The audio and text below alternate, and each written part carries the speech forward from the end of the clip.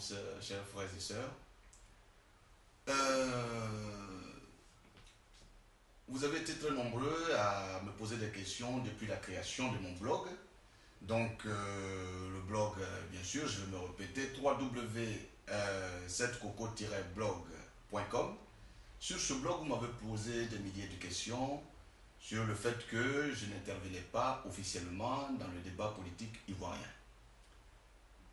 Eh bien, j'attendais le jour parce que, vu le métier que je fais, de diplomate de Londres, je ne pouvais pas me permettre de parler comme ça. Vu en plus que j'ai mené une action pour le retour de la paix en Côte d'Ivoire, donc en tant que le concepteur du dialogue direct, pour cette action, je suis aujourd'hui menacé par le président de la République et son ministre d'État Boun Boabré, ceux qui ont usurpé la paternité du dialogue direct. Et pour cela, je suis venu en France, en exil bien sûr, pour être en sécurité. Et vu que j'ai confié le règlement de ce conflit à l'amiable, à des hauts diplomates, donc au haut niveau, au secrétaire général des Nations Unies, M. Ban Ki-moon, et au président du Burkina Faso, facilitateur officiel de la crise ivoirienne, y compris le président de la République française, M. Nicolas Sarkozy. Depuis le 26 janvier 2009, j'ai confié le règlement de ce conflit à ces personnalités. Vous comprenez bien que je ne pouvais pas me permettre d'intervenir officiellement, je ne pouvais rien dire. Je pense qu'à ce jour, avec la tournure qu'a pris le règlement de ce conflit, je suis aujourd'hui prêt à dire quelque chose là-dessus. Et partant de cette expérience, en plus de cela, je suis conscient et je suis aujourd'hui convaincu que toutes les difficultés que rencontre la Côte d'Ivoire, les crises qui ne finissent pas en Côte d'Ivoire, la souffrance des Ivoiriens, vient de Laurent Gbagbo. Tout ce malheur qui arrive à notre pays arrive à la Côte d'Ivoire par la faute de Laurent Gbagbo. Donc, je ne voulais pas faire de la politique. Je ne voulais pas intervenir officiellement. Parce que le métier que j'ai décidé de faire, c'est un métier dans lequel on fait le travail et on se tait. On le fait pour un pays et on se tait. Je l'ai donc fait pour mon pays, pour que la Côte d'Ivoire ait la paix et que je puisse vivre dans mon pays, rentrer dans mon pays, investir et travailler avec les Ivoiriens. Mais malheureusement, j'ai eu affaire à des personnes qui ne vivent que pour leurs intérêts personnels.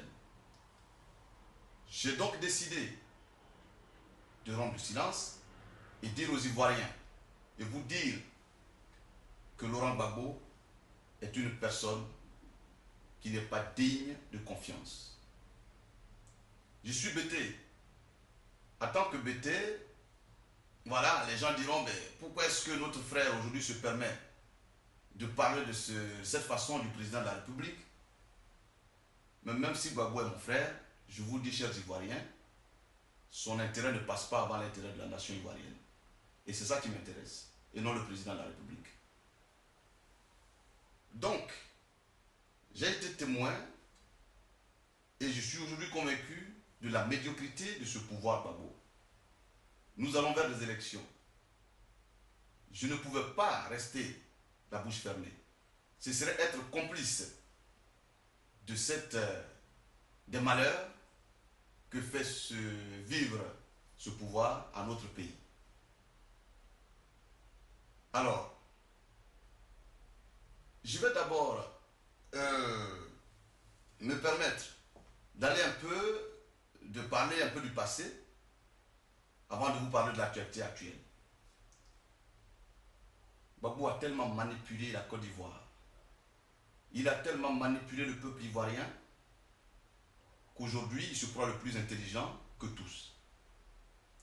Or, il aurait été le plus intelligent que tous les Ivoiriens, comme il a l'habitude de le dire, comme on le constate dans son comportement.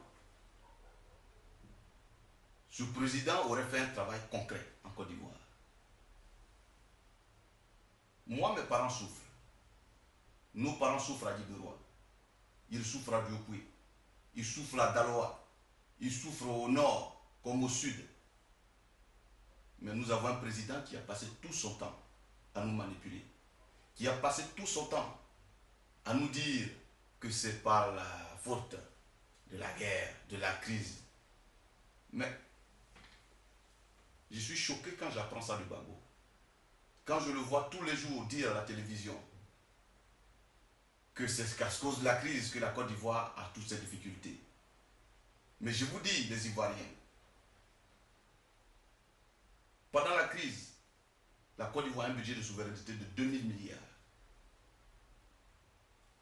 Pardon, pas un budget de souveraineté, un budget de fonctionnement de 2000 milliards.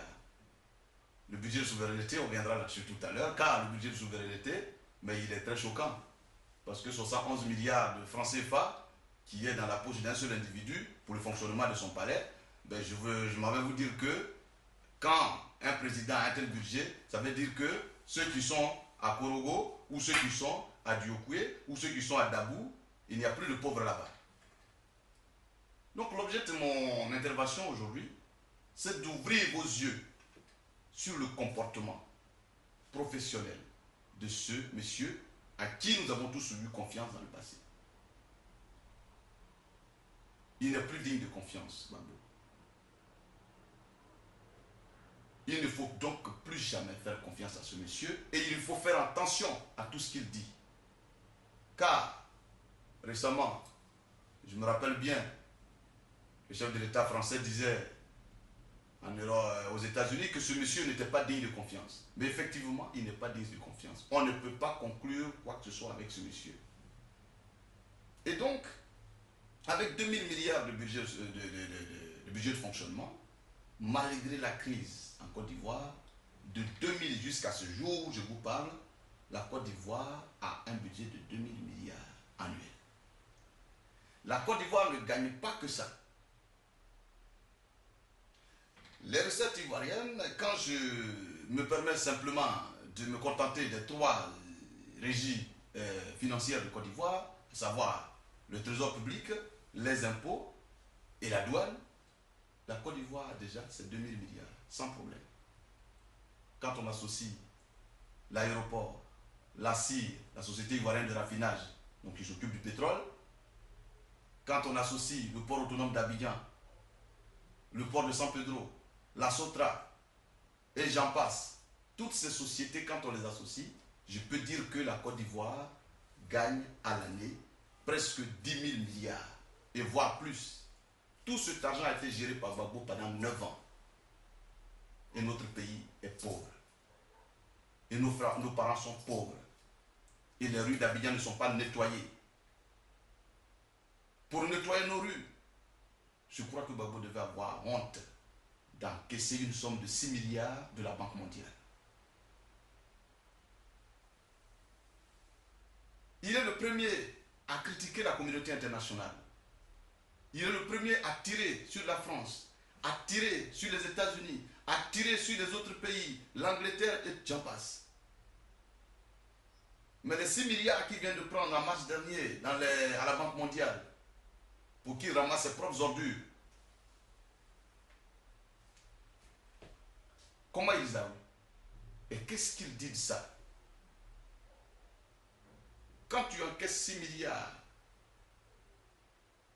pour pouvoir nettoyer tes propres, ramasser tes ordures, ça veut dire qu'il y a un problème, un sérieux problème.